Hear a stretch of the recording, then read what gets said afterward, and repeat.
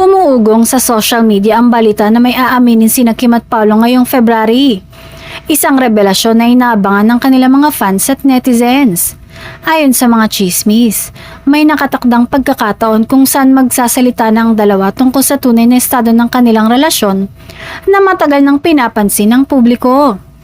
Mas lalong tumindi ang intriga matapos mapansin ng viewers ang pagbabago sa aura at kilos ni Kim sa ilang episodes ng It's Showtime. Para sa maraming netizens, hindi lang ito simpleng pagod o stress sa trabaho. May mas malalim na dahilan umano na may kinalaman kay Paolo. Dagdag pa sa kumakalat na chika, posibleng sa isang interview, public appearance o espesyal na okasyon sa February magmumula ang naturang pag-amin. May ilang haka-haka rin na maaring kaugnay ito ng mga proyekto at biyahe ng dalawa kung saan madalas silang iling sa isa't isa ng mga fans. Bagamat nananatiling tahimik ang parehong artista, kapansin-pansin ang kanilang kakaibang chemistry sa mga nakaraang appearances.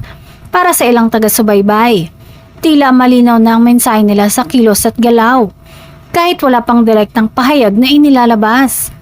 Wala pang opisyal na kumpirmasyon mula sa kampo ni Kim at Paolo, ngunit patuloy na pinag-uusapan ng netizens at fans ang posibleng revelasyon. Maraming tao ang naghihintay na maging malinaw ang kanilang kwento, lalo na't pareho silang kabilang sa pinakamalaking pangalan sa showbiz ngayon.